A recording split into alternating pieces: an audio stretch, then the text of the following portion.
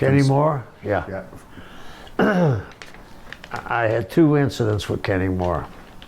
Who is he, first of all? He was from New Japan. He was, and then he went over to Wings in FMW. He was a guy they recruited, and they were pushing very hard. And as you know, back in that day, they used to send the Japanese boys over to get season and publicity. And I was working in Japan for FMW and Wings.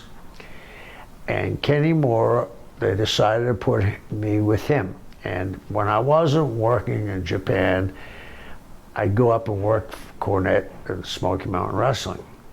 So he said, we want you to use the spike, and we're going to bring it back to Japan. I'm going to cut my arm. I said, okay. I said, are you sure you want to cut your arm? I mean, your head's just as easy. It doesn't look as bad. No, I want to cut my arm. So we get ready to do the angle, and I get him down the ground, and I hit him with the spike. Well, he had a surgical blade, not a broken piece of razor blade, a surgical blade. And he cut himself, and it opened up, and I could see the tendons, the white tendons running in.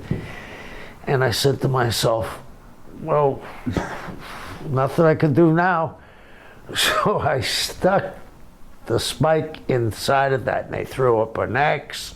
And Iron Anderson happened to be the commentator there that day, and he said, that's the most vicious thing I ever saw, and it got over it. So they sent it to Japan. So now when I go to Japan, they have the Wrestler of the Year for Wings. And it's between me and him. And he comes to me and says, the award is in a glass case. I said, okay, what are we gonna do? He said, I want you to take a glass case and throw it in my face. I said, if anybody came up to me and said, Kevin Sullivan's gonna throw a glass case in my face, I'd say, that ain't gonna happen today, brother. I said, I don't wanna do it. So I go back, and I'm in a room. All of a sudden, Victor Quinones comes up, and he says, oh, he knows how to close his eyes, and please do it. And I said, Victor, I mean, anything could happen. I mean, it could go through his eyelid, anything could happen. He said, well, we've built this thing up, and it's not going to draw unless we do something here. So I said, okay.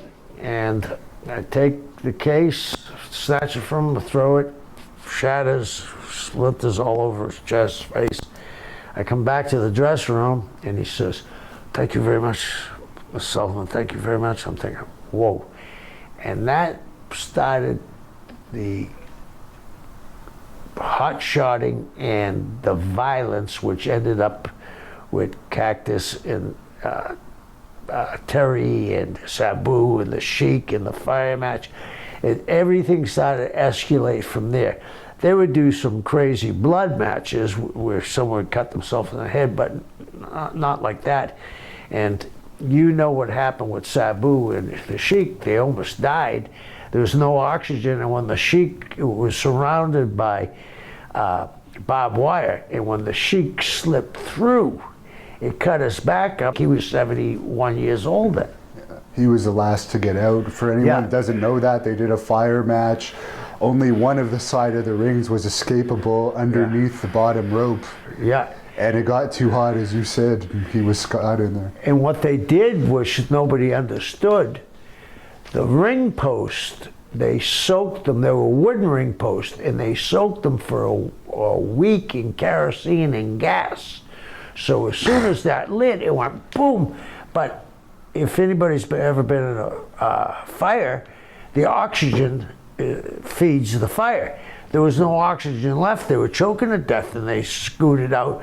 Sabu got caught on the wire, and Sheik got caught on the wire. The other two got out without too much injuries, but the Sheik got really bad burnt. And again, he had 2 artificial hips, 2 artificial knees. He's 71 years old, you know what I mean? Thank you for watching the Hannibal TV. Please like this video if you enjoyed it and click the subscribe button to not miss any of our latest shoot interviews, match videos, or news updates. Support us on patreon.com for $1.99 a month to watch our full shoot interviews ad-free and help our channel grow. Follow us on Twitter at the Hannibal TV for instant updates.